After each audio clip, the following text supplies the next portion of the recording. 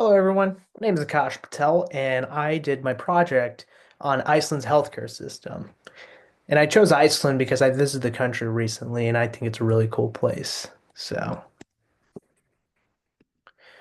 to give you guys a basic introduction of Iceland's healthcare system is funded through universal healthcare system, and it is funded through a publicly funded system through taxes and Social Security.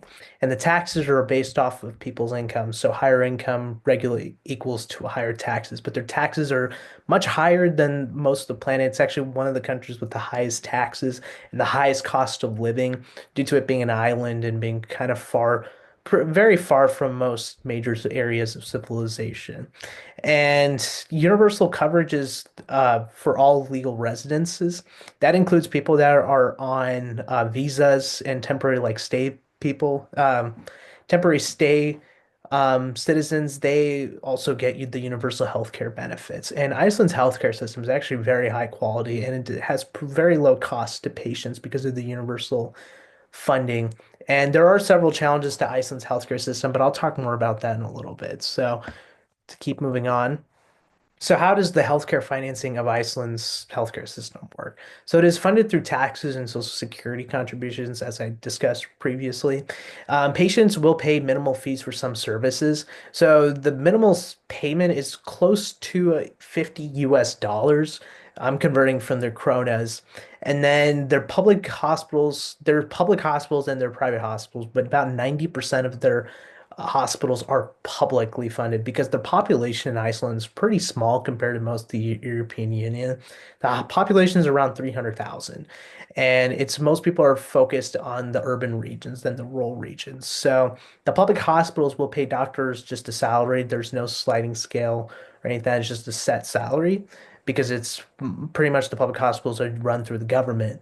And then the private hospital, there's not really any private hospitals, but there are private general practitioners, what they like to call it. And they work under contracts or they work privately on their own. But the contracts are most of the time from the government. So it's kind of, I think of the general practitioners, it's pretty similar to like a locums tenens type physician here in the United States. And private insurance is extremely rare in the country because universal health care is available. And the healthcare, it's pretty good, to be honest.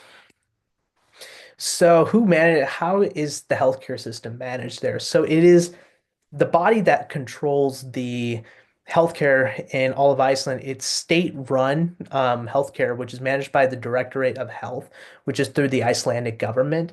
Pretty much Iceland does not have its own states. It's just one major country, but they just like to call it state-run. The licensing and the regulations of physicians, nurses, and hospital staff is done through the Icelandic Directorate of Health. And then the Icelandic Medical Association is responsible for setting the guidelines, ethical guidelines for physicians and nurses. And if there's any complaints or malpractice cases going on, it is investigated by the Directorate of Health as well. So kind of give you how does care work? It's kind of similar to the United States where patients will first visit a primary care physician, and then if they need a referral, they'll get it through the primary care physician.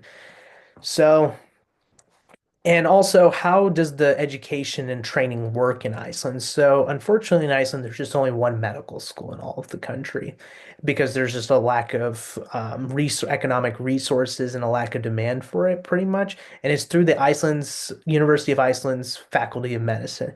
And this is pretty common in several of the Nordic countries, similar to like Greenland, for instance, where there's just only one medical school. And also, many specialists have to train abroad because there's just no residencies for that. For instance, there's no residency for neurosurgery in Iceland or even plastic surgery because of just the funding aspect of it and it being a pretty small country. So many of the specialists end up having to train either in the United States or in anywhere in the European Union. Preferably, has been more Denmark and the United Kingdom because of the languages. And then the hospitals and private clinics will also follow the government set safety, quality, and operational standards, which is pretty common now these days. And so, how is the quality of Iceland's healthcare system? So, there's only one hospital in Iceland, that one major hospital, and that's the Landspítal Hospital in Reykjavik, Iceland, which is the capital city. and it's pretty much the main hospital of the country. And the rural areas have fewer specialized services because it's Iceland's population, 80% of the population lives in two cities. Either it's Reykjavik or Keflavik, and they're pretty much like 45 minutes away from each other. And like the rest of the 10 to 15% of the population lives just in those smaller cities across the country. But luckily, Iceland has a good system of transporting patients across the country. Like pretty much go from one side of the island to the other side of the island. At max is about 45-minute flight. So it's easy to transport patients across the country. And how's the medical education work there? Done through the University of Iceland, it being the only medical school, and many doctors end up having to train abroad for specialties. And how is the healthcare workforce in Iceland? It's very highly skilled compared to most countries because they have strict regulations and they follow most of the European Union regulations. But there is major shortages in many specialties because just the lack of medical education available in the country. And there's just a lot of recruitment of foreign trained professionals across the world. Many of those trained professionals end up coming from India, from Russia, from some and several like Eastern European countries. And the facilities and technology in Iceland, they're pretty standard and pretty good from a European Union perspective. There's modern hospitals with advanced EHR and telemedicine is available for citizens, but there just needs to be a higher expansion because there's just a much higher growing demand for it because of more technology access in the country. And it's just going to take more time because of the lack of funding compared to other European Union countries. So now I'm going to talk about more about the access of care and the infrastructure. So universal coverage, there is universal coverage in all of Iceland, and there's most people end up getting the care they need. But the problem is that there's a lot longer wait time compared to most other countries in the European Union. For instance, to visit a PCP, some countries might take 1 month, but in Iceland's about 4 months because of the lack of PC primary care physicians and specialists is just even longer. And it ends up there's been a common trend of actually patients having to go abroad for a lot of surgeries, and most of them end up having to go to Denmark because they have a direct linkage there. And the wait times, there is a wait time for many elective procedures and specialists. There are three major hospitals, but Landspítal is the major hospital. The other hospitals are just more like bigger clinics. It's not really a hospital. And many rural areas actually face healthcare access issues because there's just a lack of hospitals in that area. And the geography of Iceland's kind of interesting because it's just volcanoes and fjords. So most people end up having to live um, on the coastline of the country. And it kind of makes it trickier to get the access to care. And there's a lot higher pharmaceutical costs, but the government helps subsidize that. And the reason why the pharmaceutical costs are much higher is because Iceland has to import majority of the medication because they do not have the resources and the manpower to make the medications. And also the country, it's about 300 to 500 miles away from any major country, and like the closest country to them is the United Kingdom, and that's almost 1,000 miles.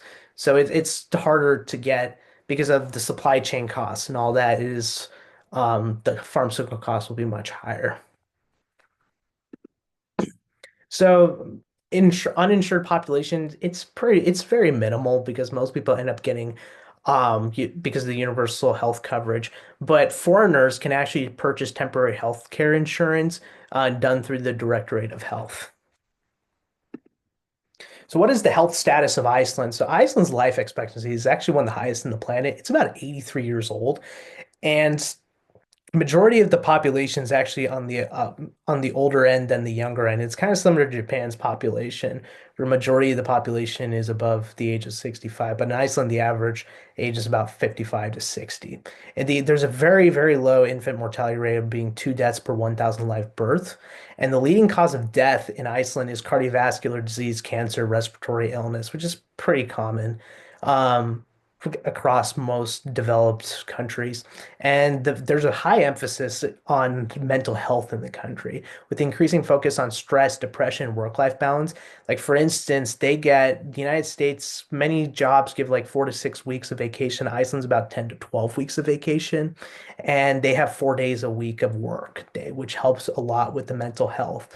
And a lot of the infrastructure in Iceland is tailored towards physical activity. Gyms are free, for instance, all across Iceland, which helps increase the life expectancy and the quality of life in the entire nation. So, what is the socioeconomics of Iceland? So, it's a very high standard of living. The income there is very high, and most people end up getting professional jobs there. And it has a strong economy with a very low unemployment rate of 3 to 4% and high wages. Also, the poverty rate is very extremely low. It's one of the lowest in the world, and they have very strong social welfare programs. And I think that kind of goes with the Nordic model, where it's more about improving healthcare improving the quality of life. There's a heavy emphasis on that. There is a high aging population, though. There's an increasing elderly population, which is kind of becoming a bit concerning for long-term health costs and the workforce shortages because majority of the population is getting really close to that 65 age mark. And that's when a lot of healthcare comorbidities and healthcare problems end up happening. And because of the workforce status shortages, it's going to be very tricky to help address that. And most of the population lives in Reykjavik or Keflavik, but Reykjavik is the major city. And there's just a limited healthcare access in the rural areas because majority of the country lives in urban communities. So, what is the perceived quality of care? So, the healthcare satisfaction rate is actually one of the highest on the planet. It's an 83% approval rate due to the universal coverage and the low costs. And the healthcare focuses a lot more on Nordic traditions, which emphasizes health education, disease prevention, and work-life balances. Like when I visited Iceland over the summer, there was just a lot of people that there's not that many as many cars. Most people end up using bikes or walking around the country. And a lot of people are just more relaxed overall. And people are extremely active there because gyms are free, saunas are free across the country. And there's strong public health policies and environmental conscientious, like in terms of emissions, there's a high emphasis on electric car usages. So that actually, those little minor factors ends up improving the healthcare quality of the citizens in the nation. So, what are the pharmaceutical costs and cultural influences? So, Iceland's medicine, so it's the Icelandic Medicine Agency that oversees the drug approvals and the pricing of drugs, and the Icelandic Medicine Agency is run through the Icelandic government. And there's higher drug prices because of this supply chain that happens, supply chain mechanisms that are happening in Isle of Iceland. And most pharmaceuticals are imported, leading to the higher costs compared to larger European countries. And most of them are just shipped through boats, and it takes many days for that to happen. And in the wintertime, it gets a little bit trickier because if it's cold enough around that region, it's going to be harder to get access to those healthcare systems, to those medications. So there are many government subsidies, those luckily, which essential medications are partially covered by the public health care to make it more affordable, but those non-essential medications are really not that much covered by the government. And there's cost variability with chronic illness medications receiving a lot more subsidies and benefits, while non-essential medications remain expensive. So, what are some of the most interesting aspects that I thought about Iceland's healthcare system? What I loved about it is that every legal resident has access to healthcare without any financial burden, which makes the quality of life and the quality of health for Icelandic people very high compared to most of the world. There's a higher emphasis on public health, disease prevention, and work-life balances, which reduces long-term healthcare costs, which is awesome because most people are happy, and the government does a lot to make sure that residents remain happy for the long term. And 83% of the Icelanders approve their healthcare system, and that's honestly one of the highest I've ever seen, which is phenomenal, and it shows a lot of good things about their healthcare system. So I'm going to talk more about the strengths and weaknesses. I kind of changed them into pros and cons. So some pros that I thought about Iceland's healthcare system was the free and low cost of services for residents, the high quality of care, and the life expectancy is extremely high. And there's strong public health initiatives because the government invests a lot to make sure that healthcare is at the top of the level and as much as they can, and there's a lot more emphasis on prevention medicine in Iceland. And what are some of the cons of the Iceland's healthcare system? It's just the long wait times for specialists because there's just a lack of training for the specialists available within Iceland. And as there's very few specialists within the country. So, for instance, maybe the United States takes 3 to 4 months to see a neurosurgeon. There, it's almost 1 year. It's triple the rate. And the higher pharmaceutical costs due to the supply chain mechanisms that are happening in the country and the limited specialized care in rural areas and the lack of medical training opportunities in Iceland. And I think that's some place that they could possibly invest more into the future, but it just depends on their government and rules and regulations. So, how can Iceland's some lessons or some things that are pretty strong in Iceland's healthcare system, how can that be implemented in the United States, or can that even be implemented in the United States? So, universal healthcare can reduce the disparities for sure. There's a greater investment for preventive care costs can definitely cut down the cost, which is very common in Iceland. And if the United States implements more preventive care, that would be great and reduce many comorbidities for citizens. Lowering the drug prices through stronger regulations can help benefit patients for sure. Investing a lot more in medical education and reducing administrative burdens to improve efficiency would be great too. So at the end of the day, can it work? So a national in the United States, having a nationalized insurance model can definitely improve coverage for American citizens, but it'll be very difficult to implement because of the way our healthcare system in the United States is with and how the population. Like for instance, Iceland's population is about 300,000, while the United States population is about 350 million. So the ratio of the amount of money you need to invest in creating a national insurance model will be significant trillions of dollars. And we just don't have the resources to do that. And also, what ends up happening is that we have to raise taxes here in the country. And I don't know if people will necessarily be as happier to that. And also, there's a higher emphasis on but one thing that can definitely implement is having a higher emphasis in primary care and preventive medicine because Iceland does that and it reduces a lot of healthcare concerns and it increases the quality of life. And implementing that in the United States would be extremely beneficial for citizens. So I provided a works cited page. I want to say thank you very much for watching this, and I hope you enjoy it.